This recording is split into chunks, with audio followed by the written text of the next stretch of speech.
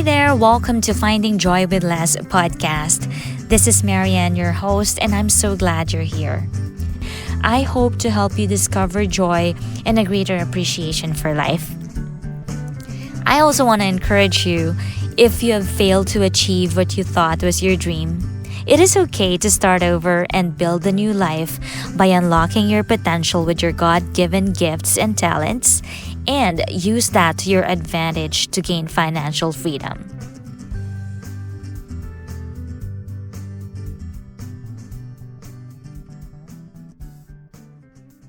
Thank you for listening to this podcast today. And today we're going to be discussing habits about relationship or relationship habits. And I'm not going to be doing a solo episode today.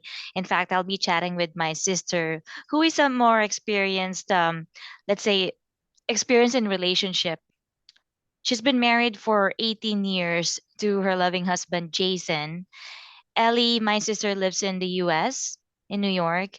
And she has a 13-year-old beautiful daughter. Her name is Haley, my niece. And my sister works as a field technical support specialist at a cable company in New York. So I'd like to welcome my sister to talk about relationship habits today. Hello, everyone. Nice to be here. Thank you for having me. I just want everyone to have the perspective of marriage relationship habits from someone who has more experience than I do, because I've only been married for less than 8 years. So I think it would be better to come from I someone mean, like yourself, right? to be perfectly honest with you, even if I've been married for 18 years, there's still a lot to learn. You don't know everything. Your partner evolves, you evolve. So it's like it's a constant learning process. So no one is an expert in relationship, to be honest. That's true too. Mm. Yeah, totally. So we're gonna be, as like I said earlier, we're gonna be talking about habits and how we can help improve our relationships with our partners through these habits. Mhm. So Ellie, do you want to tell our listeners what do you think about habits and how it helps you into your day-to-day life? Well, the first habit that I think that works for me, and this is just a practice because maybe I was brought up saying this, is saying I love you to my husband, Mm, my my daughter. I say I love you all the time because my mom said I love you to me all the time. So that's true. it's like everything.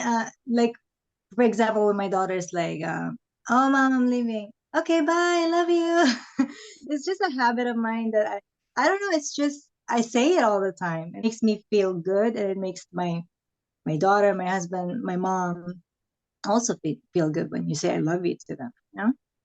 And expressing gratitude as well. So every time they do something, like not necessarily a favor, but you say thank you when it's due, especially to my husband. Like I I'm diagnosed with Parkinson's disease and into 2021. So it was a lot for him to take it, right? And I was so grateful for him that he supports me and he encourages me to live the best life that I can. So I express gratitude. It's one of the best things that you can ever say to someone who's giving their all to you. My third habit that I always do, I always stay positive in situations where, like, it's hopeless, or like it's so dark. If you're in a dark situation, I always try to find a positive in things, like something to be thankful for. um do you do that too? Yeah, for sure. And as I mentioned in my previous episodes, I also talk about gratitude in length because that's something Yeah. that I always do as well, and I swear by it. So it's great thing that you mentioned that as well. Well, when you express your gratitude, it makes the person that's doing you a favor feel good as well. And one other thing, I pick my battles. That's a habit. I pick my battles. So if I know that this conversation is going nowhere, I'm just gonna be like, okay, I'm gonna stress about this one more than this one because this is more important than the other. You can win I mean, in relationships, you always argue. Not always, but you can't avoid arguing. You know what I mean? So you pick your battles. I do all the time.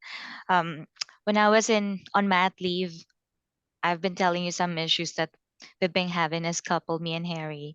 And the best advice that I learned from you is to pick your battles. That I don't have to be mad all the time whenever there's I see a mistake Because you're in not my husband, because home. we're not both perfect, right? So I have Right. to choose like what makes our day and what doesn't make our day. We have that choice in ourselves. So what simple habits do you recommend that would help improve other people with their relationships, especially with spouses? Yeah. Well, first and foremost, you have to love yourself, right? Because if you don't love yourself and you don't take care of yourself and you're not well and you're not healthy, you cannot give love to anyone else. That's the truth. So most people say, "Oh, I love them with all my heart, 100%." No, first you love yourself. Give yourself some space. If you need to breathe, do that. Love yourself first, and then you can love your your spouse, whoever it may be, spouse, kids, mom, any other relationships that you may have. You can give your full, love to everyone else. And then I would say honesty. Be honest, but not brutally honest. You know what I mean? Like you can be honest and say it in a manner that won't hurt Yeah, the in a person. loving manner. In a loving manner. You can say, "Oh, you sure?" Yeah, not like don't say, what an ugly shirt. Change that. There's always a way to say, to say it better. And then the third thing, I will say empathy. Try to put yourself in the person's shoes. For example, your husband just came home from work all tired. Don't nag him.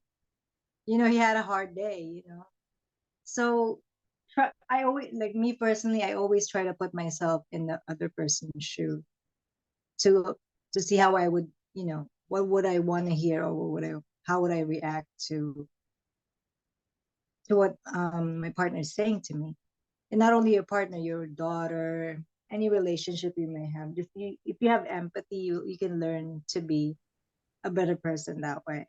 That's true. And if I may just add on to that, when you said that you're looking at the other person's shoes, we also take into consideration like their reactions to us, or how other people respond to us is also based on how their experience was, or what Yeah, happened previously. yeah, So it really is important to have empathy. communicate in that, like, with Yeah. empathy at all times. They're not necessarily mad at you. It could be something that happened at work. It could Yeah, be something else that's triggering it, but don't take it personally all the time. that's true. So be patient, especially with, well, I would say this for my daughter because she takes forever to get ready in the morning. Mhm. I would say, Haley, are you ready? Are you ready? Are you ready? But like I end up stressing myself out. You know what I mean? Yeah. So I just try to be patient with her, and she's still learning. She's 13 years old, so she's nobody's perfect. And in that regard too, when it comes just to relate my experience and patience, when it comes to me and my husband, we have differences in the way we do things. So for example, Mm. you could get mad when someone doesn't put the toothpaste in the right place after. Right, right. So like you have to have the patience to understand how people do things, that it's not going to be always the same as how you do things. So yeah, that's really important too. Yeah, definitely. So have an open mind, I would say. So have an open mind because, like, for example, me and my husband, we're from different cultures. I was born and raised in the Philippines, and he's born and raised in New York. So the New Yorkers, they tend to be rough, when they talk. So it's like they're always yelling, but they're not really angry. My mother-in-law, everyone else here, like they Like, seem to like always be yelling in the beginning, especially when I first came to New York. but they're not Um, really but they're yelling. not really mad. That's just how they express themselves. So you just be an open-minded to the culture where they came from, and in general, just be open minded. Stop being like close minded and just, just be stuck in your own understanding of what it should be, or what state of being the person should be. Um, Also, accepting your partner for who they are. My husband, for example, he I don't want to like say negative things about him, but he is, they say half glass full. The glass is half full. He's a glass half empty kind of guy. Okay. So it's like he see the negative first and everything. But that's his makeup. He's always been like that. And I keep saying to him, "Baby, why don't you be positive?" But he would say, "Well, I'm always like this. This is my makeup, and this is what works for me. I always anticipate the worst of everything so I can be ready." And I've been Okay. That's his like coping mechanism, right. kind of like that. Okay. I just learned to accept him the way he is, and I just again pick my battle. That's how I'm, because there's no perfect marriage. So you have to That's just true. work it out. And then communication, of course, is the most important thing as well in the relationship. It's to communicate in a positive way. No yelling. Because when you start yelling, trust me, the person is not listening to you. They won't listen. They would just think of the next thing to say to you instead of listen to you. You know Yeah. what I mean? You don't get the point across when you Yeah, yell. they just think, oh, all I hear is yelling. So what is she really saying? And when, of course, when you communicate and you're not coming to an agreement, you just gotta learn how to agree to disagree, because you're not gonna agree on everything. Do you do that with Harry? Totally. Because we really have differences, especially before, but that changed now. Like he's seen marriage as an old school kind of thing. Like Mm. the wives are supposed to be doing things at home and then he's gonna be working. But then he married me, who's an Very independent working mom. independent person. Yeah, So I can see that. yeah, I love it that Harry has adapted to that kind of thinking as well. And we have a great division of labor in the house. So like in terms of, Yeah. yeah, we communicate how we do things. So like he's in charge of everything outside. I may be in Yeah. charge of some things inside, but he's also in charge of a lot of things inside the house too.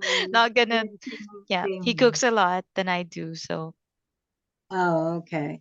Well, that's great. What else? I say forgive, you know, forgive the person, because again, nobody's perfect, and God forgave us for all of our sins, and we had a lot of sins. So why can't we forgive, especially our partners and our, you know, kids, mother, whoever we're yeah, in a relationship with? totally. We make mistakes all the time. Yeah. And what matters is how we go on from it. So like how we apologize, how we Hmm. resolve the things after. Yeah. Next thing is compromise, right? You hear that a lot in relationships, compromise, compromise. But it is the key to a healthy relationship. It goes hand in hand with um, accepting your partner for who they are, and agree to disagree. So that's kind of like three in the same. Compromise Yeah. and stop being so sensitive, because you don't. I mean, when I first met my husband, he was always joking around. And I was like this sensitive Filipina girl who's always taking everything seriously, taking every word into context. I learned to stop being so sensitive, and that our relationship is so much better. Because not everything is serious.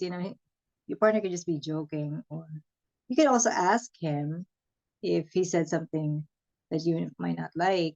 Say, what did you mean by Yeah. that? When it comes to our cultural differences, some things Right. that like some things are offensive to us as Filipinos and then some things Yeah. are offensive to them, but we just have to compromise, like meet each other in the middle.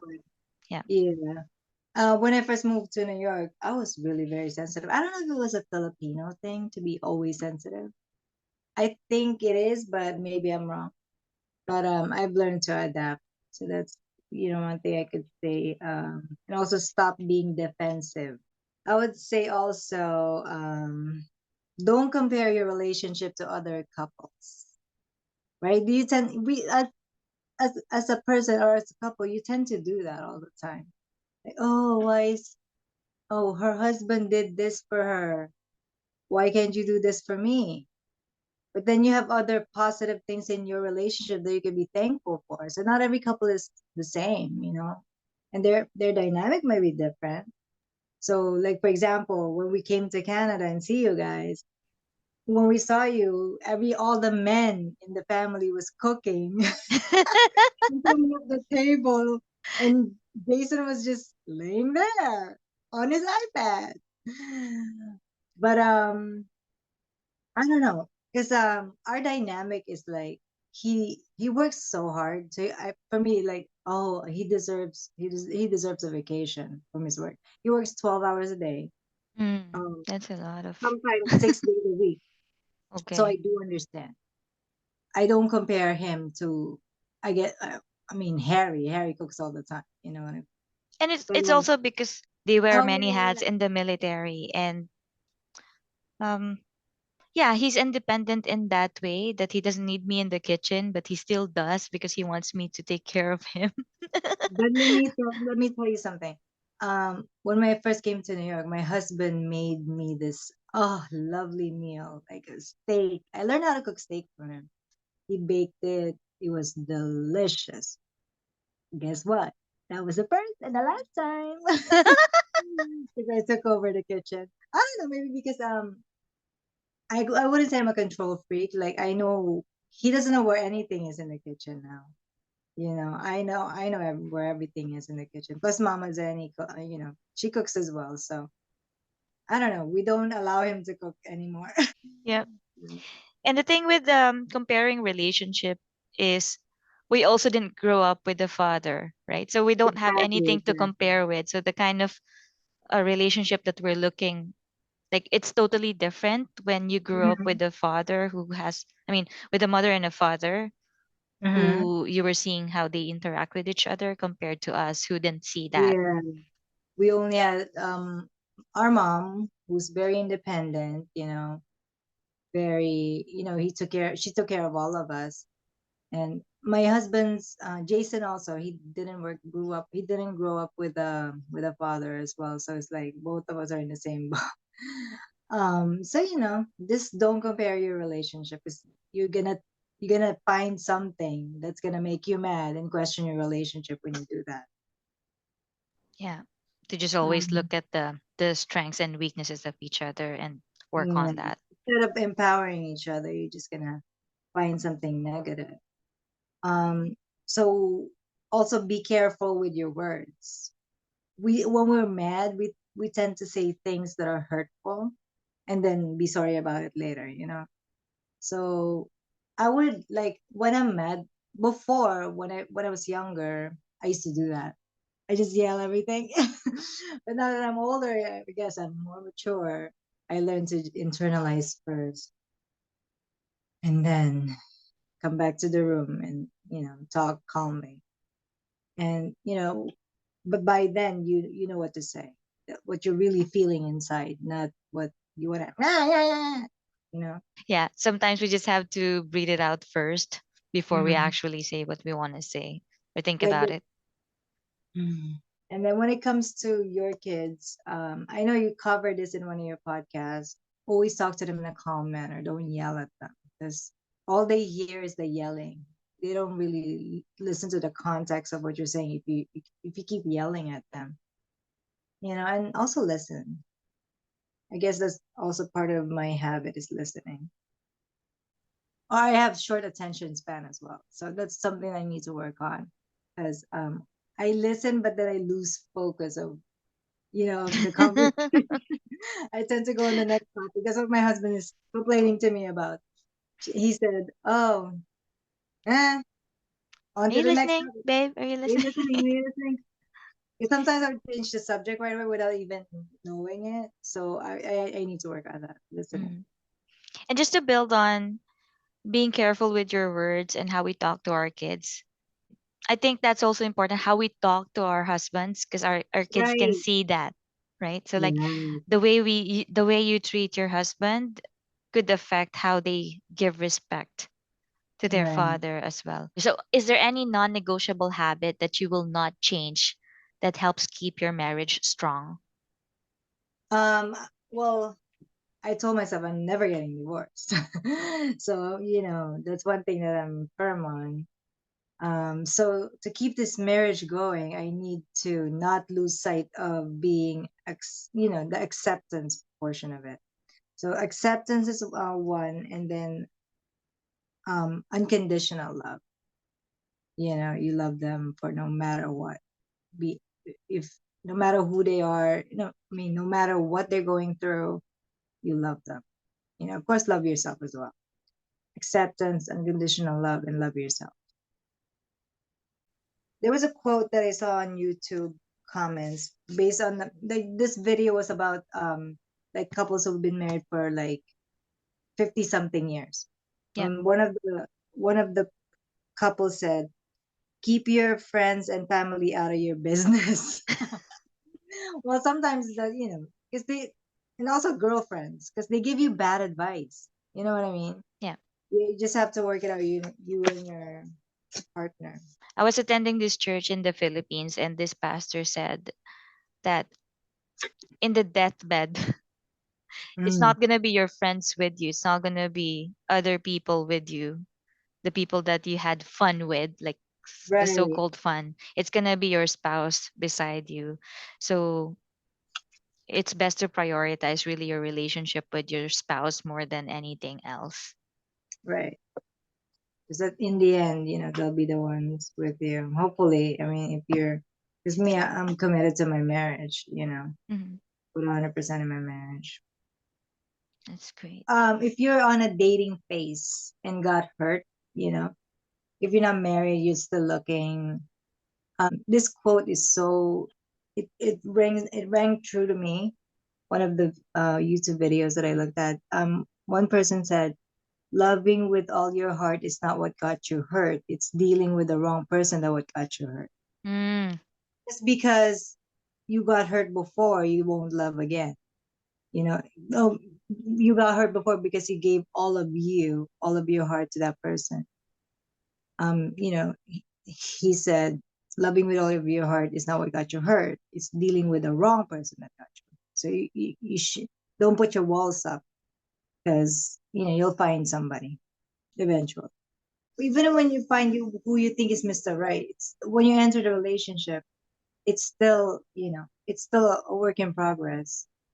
And I gave you the link to the 5 stages of relationship when you're married, when you're in a relationship, because you can see that, oh, I'm in this phase. So don't necessarily give up if you keep arguing, because the first 6 months when I got here, we were arguing a lot because we were getting to know each other, and learning our dynamic and stuff like that. But don't give up, because that's mhm. just a phase. It'll pass. Okay. Well, thank you so much for sharing your thoughts about habits in Yeah, relationships. And if you have anything else to add that we haven't discussed today, just let me know and I'll link it in the show notes or on the blog post that I'll share to our listeners and our readers. Thank you so much, sis. you're welcome. I love Love you. you.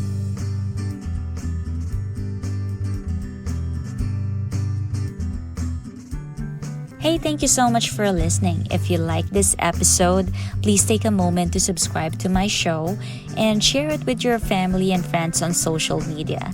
I appreciate that a lot. And you're also welcome to leave a review and or suggestions by rating the show on Apple Podcast, Spotify, or you can leave me a message through my website findingjoywithless.com/podcast.